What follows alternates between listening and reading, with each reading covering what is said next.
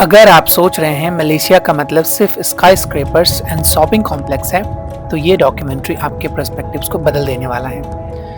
क्योंकि आज मैं आपको एक ऐसी जगह पे ले जाने वाला हूँ जहाँ पे हिस्ट्री, कल्चर और फूड एक साथ जीते हैं। This is Penang island and welcome to my Malaysia series. ये सिर्फ एक आइलैंड नहीं है, ये एक फीलिंग है। समंदर की गुनगुनी हवा, पुरानी इमारतें, मॉडल्स एंड स्ट्रीट आर्ट से भरी गलियां और अपने लजीज खानों से भरा पड़ा है ये आइलैंड। पेनांग आइलैंड मलेशिया के नॉर्थ वेस्ट कोस्ट पर सिचुएटेड है और मेनलैंड से कनेक्टेड है एक लॉन्ग ब्रिज और फेरी के थ्रू। लोग अक्सर कंफ्यूज हो जाते हैं, लेकिन I will clear this out today.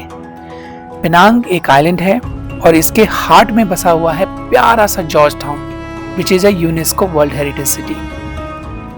अब थोड़ा सा बैकग्राउंड समझ लेते हैं डॉक्यूमेंट्री स्टार्ट करने से पहले। इस आइलैंड की हिस्ट्री मल्टी लेयर्ड है। ब्रिटिश कॉलोनियल पीरियड से लेकर चाइनीज, मलय और इंडियन कल्चर तक सब यहाँ मिलते हैं बिना एक दूसरे को इरेज किए हुए। इसी वजह से पेनांग को लोग कल्चरल मेल्टिंग पॉट भी कहते हैं। तो यहाँ पहुँचने के लिए सबसे पहले आपको बस लेनी पड़ेगी, जो बस चलती है कुआलालंपुर से पेनांग सेंट्रल बटरवर्थ के लिए, और ये आपको तकरीबन 40 से लेके 60 रिंगिट के आसपास पड़ेगा, जो कि 800 रुपीज़ से लेके 1400 रुपीज़ के आसपास पड़ने वाला है। And my recommendation would be take early morning bus, चाहे आप 6 बजे, 7 बजे या 8 बजे के आसपास बस ले लेना, so that you would be able to enjoy the city. क्योंकि विंडो साइड से आपको सिटी का व्यू बहुत खूबसूरत दिखने वाला है।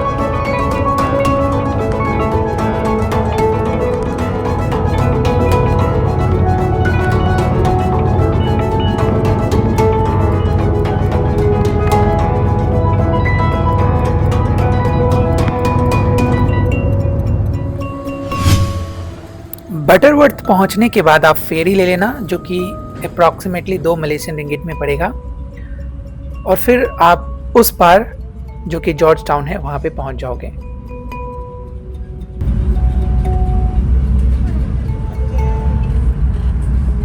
तो my suggestion would be to book your hotel और हॉस्टल्स फॉर एटलीस्ट 2 नाइट्स, क्योंकि यहाँ पे बहुत कुछ एक्सप्लोर करने के लिए है जॉर्ज टाउन में। तो जॉर्ज टाउन में पहुंचते ही सबसे पहले आप चेक इन कर लेना।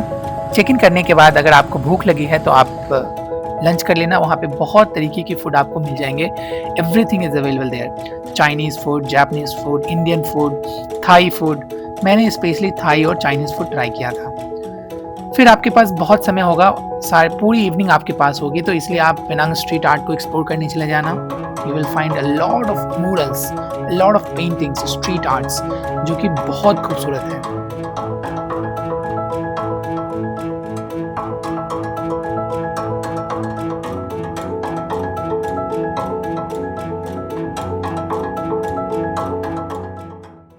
फिर वहाँ पे छोटे छोटे चाइनीज़ टेम्पल हैं, थोड़े छोटे छोटे मलेशियन टेम्पल्स हैं, उसको आप एक्सप्लोर कर लेना।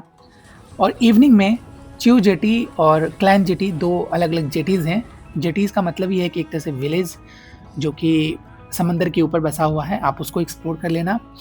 एंड इवनिंग में my suggestion would be to explore the Armenian street, जो कि बहुत खूबसूरत दिखता है बहुत सारे लैंप के साथ. And this is how you would and your day. You could go into literature, you can go into science, you can go into biology. Day 2 early morning में आप अपने होटल से निकल जाना और टिकट लेके, केबल कार टिकट लेके आप पेनांग हिल पे चले जाना. मेरा सजेशन होगा कि आप जितनी सुबह उठ जाओ, 6-7, है ना, जितनी जल्दी आप निकलोगे उतना ज़्यादा अच्छा है, क्योंकि आपके पास पूरा दिन होगा एक्सप्लोर करने के लिए.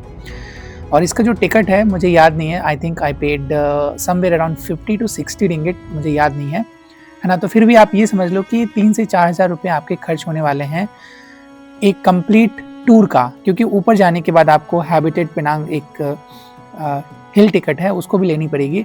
दैट इज़ ऑल्सो एक्सपेंसिव मेरे अनुसार, क्योंकि ये सारे के सारे जो सस्टेनेबल डेवलपमेंट के नाम पे या फिर जितने भी जगह आप जाते हो वहाँ पे लोगों को देखने के लिए बहुत सारी चीज़ें बनाई जाती है ना, आर्टिफिशियल चीज़ें. तो वही आपको एक आर्टिफिशियल ग्लास ब्रिज, ये सारी की सारी चीज़ें मिलेगी, which I am not much interested in, क्योंकि मैं घूमने के लिए, कल्चर के लिए घूमता हूँ, मैं फूड के लिए घूमता हूँ, मैं लोगों को समझने के लिए घूमता हूँ. तो मैं वैसे जगह पे जाता हूँ जो कि टूरिस्टिक ना हो, कम से कम टूरिस्टिक प्लेसेस को मैं देखता हूँ, मैं कवर करता हूँ. ठीक है, दैट डिपेंड्स ऑन यू. मैंने प्राइस बता दिया, you can explore that if you want, but if you don't want. यहाँ पे बोटैनिकल गार्डन भी है, उसके लिए भी आपको अलग से एंट्री करनी पड़ेगी, एंट्री देनी पड़ेगी, लेनी पड़ेगी, है ना. तो बहुत सारी चीज़ें हैं. पैसे तो आप कितना भी खर्च कर सकते हो, that depends on you. Anyway, after the Penang Hills I went to Kek Lok Si temple, जो कि वॉकिंग डिस्टेंस पे है. That depends on you. If you have scooty तो ज़्यादा आसान है, but you can always walk. मुझे वॉक करना बहुत पसंद है.